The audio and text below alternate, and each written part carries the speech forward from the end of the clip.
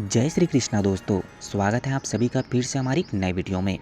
दोस्तों, प्रत्येक माता पिता को अपने बच्चे को स्कूल में दाखिल करवाने के पूर्व अपने बच्चे का विद्या आरंभ संस्कार जरूर से करनी चाहिए, क्योंकि विद्या आरंभ संस्कार करने से बच्चे के जीवन में ज्ञान और संस्कार के बीज बोने का एक महत्वपूर्ण अनुष्ठान होता है, जिनको संक्षिप्त पूजन विधि के माध्यम से पूर्ण किया जाता है। साथ ही साथ बच्चा संस्कारवान और ज्ञानी बनता है। इसलिए प्रत्येक माता पिता को अपने बच्चे को स्कूल में दाखिल करवाने के पूर्व अपने बच्चे का विद्या आरंभ संस्कार जरूर से करनी चाहिए। साथ ही विद्या आरंभ संस्कार करने के लिए सबसे अच्छा दिन और खास दिन बसंत पंचमी का दिन को माना जाता है, क्योंकि बसंत पंचमी के दिन ही माँ सरस्वती की विशेष पूजन होती है, जो ज्ञान की देवी, विद्या की देवी मानी जाती है। इसीलिए अपने बच्चे का अक्षर ज्ञान विद्या आरंभ संस्कार देने के लिए सबसे महत्वपूर्ण और अहम दिन बसंत पंचमी का पर्व को माना जाता है।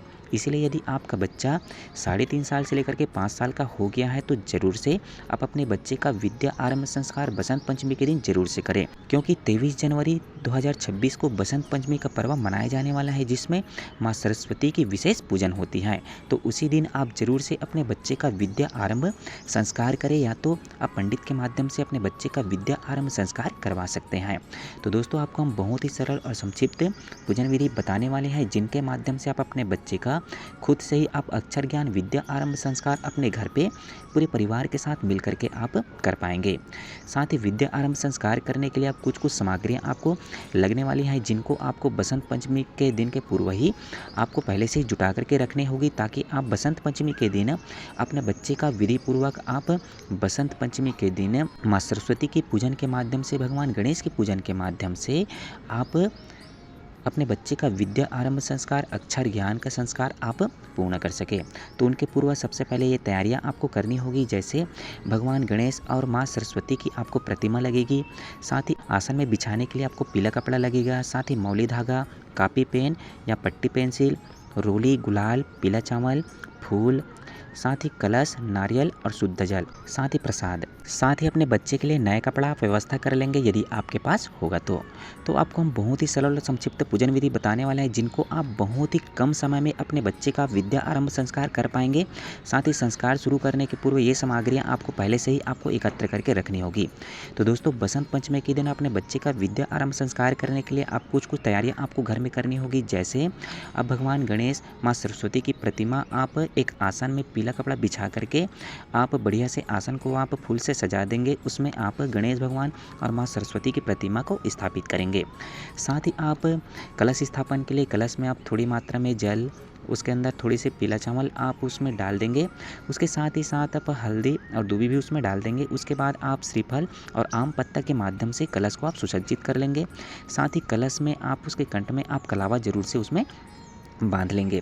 उसके साथ ही साथ आप पूजन आरंभ करने के पूर्व अब जितने भी सामग्री आप रखे रहेंगे सबको पास में लेकर के आ जाएंगे, और जितने भी पूजन में बैठेंगे उन सब के लिए आप आसन आप जरूर से लगा देंगे पूजन में बैठने के लिए। तो पूजा आरंभ करने के पूर्व सबसे पहले आप धूप और अगरबत्ती आप बच्चे के माध्यम से आप जरूर से जला लेंगे। साथ ही प्रार्थना करेंगे माता रानी से कि बच्चे के जीवन में सदैव माता रानी की कृपा बनी रहे, भगवान गणेश की कृपा सदैव बनी रहे, ताकि बच्चा संस्कारवान बने, ज्ञानवान बने, साथ ही अपने जीवन में खूब तरक्की करें।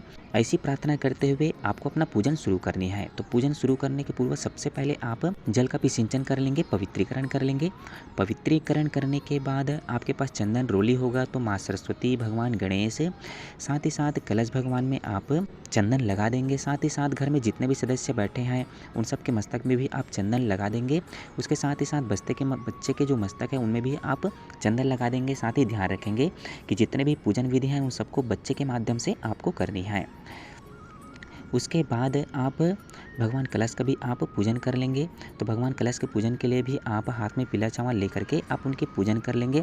चंदन, धूप, दीप, नैवेद्य भगवान कलश को अर्पित कर देंगे, क्योंकि भगवान कलश के जल के अंदर समस्त 33 कोटि देवी देवताएं विद्यमान रहती हैं। तो उन समस्त 33 कोटि देवी देवताओं का नमन करते हुए आपको भगवान का कलश का आपको पूजन कर लेनी है। उसके पश्चात आप माँ सरस्वती और भगवान गणेश का आप आह्वान करेंगे मन ही मन।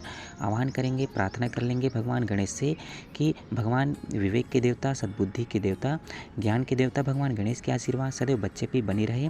साथ ही माँ सरस्वती भी आप प्रार्थना कर लेंगे कि माँ की कृपा सदैव बच्चे पे बनी रहे ताकि बच्चा ज्ञानवान और संस्कारवान बने। ऐसी प्रार्थना करते हुए आपको उनकी आह्वान करनी है।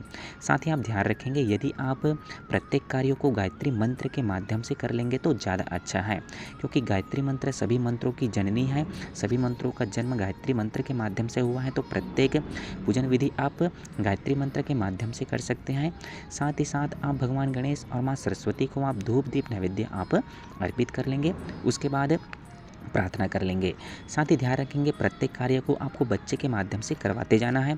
साथ ही माता रानी को एक श्रीफल आप जरूर से अर्पित करेंगे।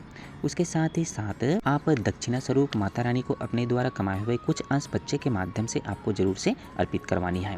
उसके बाद आप पट्टी पेंसिल या कॉपी पेन आप रखे होंगे, उनका भी आपको पूजन करनी है। जल छिड़क देंगे, साथ ही आप फूल चढ़ा देंगे, पीला चावल चढ़ा देंगे। उसके साथ ही साथ आप चंदन लगा देंगे। तो इस तरह से आपको पूजन कर लेनी है पट्टी और पेंसिल का। साथ ही साथ ध्यान रखेंगे कि बच्चे के हाथ में, साथ ही घर के जितने भी परिवार के सदस्य हैं, उन सब के हाथ में आप रक्षा सूत्र कलावा आप जरूर से बांध लेंगे। साथ ही कलावा भी माता रानी और भगवान गणेश को आप जरूर से अर्पित कर लेंगे। जितने भी कार्य करेंगे आपको भावना के साथ करना है, श्रद्धा भाव के साथ करना है, क्योंकि भगवान सिर्फ और सिर्फ भावना के भूखे होते हैं। जो सच्चे मन से और सच्चे भाव के साथ भगवान की पूजन करते हैं, जो भी भाव से भगवान को अर्पित करते हैं, सभी को भगवान उसे सहज ही स्वीकार करते हैं। तो इसी तरह से आपको सच्चे मन से श्रद्धा भाव के साथ भगवान की आपको पूजन करनी है, प्रत्येक सामग्रियों को आपको अर्पित करनी है।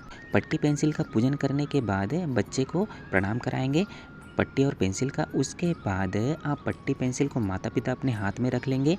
हाथ में रखने के बाद पेंसिल को बच्चे को पकड़ाएंगे। हाथ पकड़ करके जो कॉपी या पट्टी पेंसिल जो भी रखे हैं, उनमें आपको सबसे पहले ओम भूर भुवः स्वः इतना अक्षर आपको लिखवानी है। या तो ओम श्री गणेशाय नमः लिखवा सकते हैं, तो फिर आप माँ सरस्वती के आप नाम लिखवा सकते हैं। आप किसी भी भगवान का पहला अक्षर उनके नाम का आपको जरूर से लिखानी है। चाहे ओम श्री गणेशाय नमः लिखवा लो, जय माँ सरस्वती लिखा लो, या तो फिर आप गायत्री मंत्र के ओम भूर्भुवः स्वः ये पंचाक्षरी मंत्र जो है इनको आप लिखवा सकते हो। तो इस तरह से माता पिता बच्चे का हाथ पकड़ करके जो पट्टी आप रखे रहेंगे, कॉपी रखे रहेंगे, उसमें आपको भगवान के पहला अक्षर के साथ आपको भगवान का अक्षर ज्ञान देना है। तो इस तरह से आप अक्षर ज्ञान देने के बाद, लिखवाने के बाद जो आप पट्टी पेंसिल रखे रहेंगे, भगवान को आप समर्पित कर देंगे, माता सरस्वती को आप अर्पित कर देंगे। साथ ही प्रार्थना कर लेंगे कि बच्चे के जीवन में सदैव आपकी कृपा बनी रहे।